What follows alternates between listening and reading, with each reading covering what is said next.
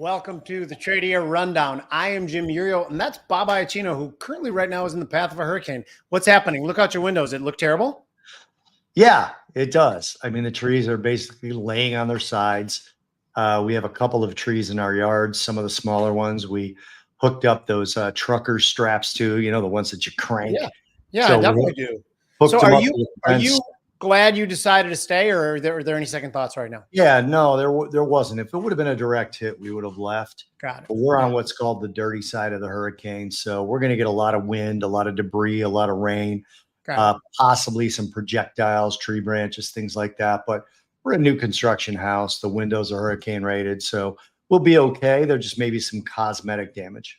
Good. So we are here to talk about, by the way, I'm Jim Uriel. That's Bob Iacchino. We are the hosts of the Trader's Edge podcast that comes through to you on the Tradier Hub live at 3 p.m. Central Time, normally on Wednesdays. Today, we're going to do it at 2 p.m. because of the said hurricane, which, by the way, a lot of replacement, a lot of construction, a lot of commodities. That's what we're talking about here. There's been, I'm not going to try to wind these hurricanes into a trade thesis because I think there's bigger things right now. I think if there is a commodity supercycle, and I want to ask you this too, because I want to take the food commodities out of it because they march to a different drum, one that I'm not that familiar with, growing cycles, rain, whatever. Let's talk about things like gold, oil, copper, palladium. Are these things going to be the things to be in over the next 5 years because of persistent inflation?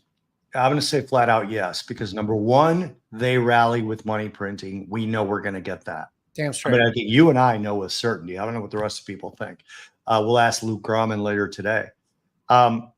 I also think that there's going to be reduced rates in the short term, which means more circulation of money, more money velocity, right?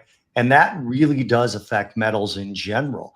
In the rundown, they mentioned 3 or 4 commodity funds. My favorite one of the ones they mentioned is GLTR, which is the precious metals basket. And it's also got palladium and platinum in it. That's probably, maybe my second favorite one. The GSG is good, but I'd rather just outright buy gold on that one rather than an index commodity fund. I don't like the index fund. I think the Commodities Supercycle is a good story. The last one we had was from about 2000, 2010, the last real one. We started one pre-COVID already, and then COVID hit. Now we're still sort of recovering as a global economy from that. I still don't like to call us in a commodity recovery or any sort of COVID-based recovery. But even the little effects from the 2 hurricanes we've had back to back will add strength to that because there's going to be rebuilding in a number of the southeastern states, one of which I live in. So I'm a huge fan of this thesis. Okay, so tell me this now.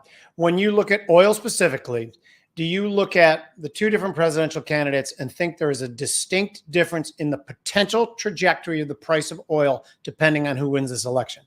I do. I think we're going to stabilize or go lower with Donald Trump. I really do. Because the potential for more supply from the U.S. has been muted by the rig count drop that we've seen because of some of the regulatory barriers put in front of the drilling companies by this administration. Those are gone. If Trump wins, those are gone. Secondly, I think he has a better relationship with the nations that lead OPEC. I mean, let's be serious. Whether you want to call it Saudi Arabia and OPEC or Russia and OPEC plus, he has a better relationship with both of them than this administration does. So I think the trajectory with Trump is lower. I think the trajectory with Harris is higher, although I think she slows the economy as well. So It's a balancing act. So it's interesting. And by the way, what you said about the relationship is somewhat provable when you think that Saudi Arabia literally negotiated to potentially, and I don't know they're ever going to really abandon the petrodollar, but they did that with Joe Biden in office. You thought that was a slap in the face, correct? Absolutely. Absolutely. I think that was a complete slap in the face to this administration, whether they care about it or not. I mean, it doesn't matter to me on a personal level, except that I like to trade oil. So from that perspective, abandoning the petrodollar, we all know that that's inflationary over the long term because it's bullish for commodity prices, because it's bearish for the dollar. No doubt about it. Okay. Thank you guys for joining us. This is the Tradier Rundown. Please join us for Tradier's The Trader's Edge that comes to you from the Tradier Hub at 3 o'clock live on Wednesdays, Chicago time, 2 o'clock this week because of the hurricane. Thank you for joining us.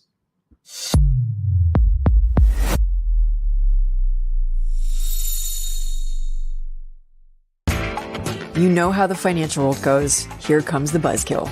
Please make sure to take some time to read this boring disclaimer. We will owe you one.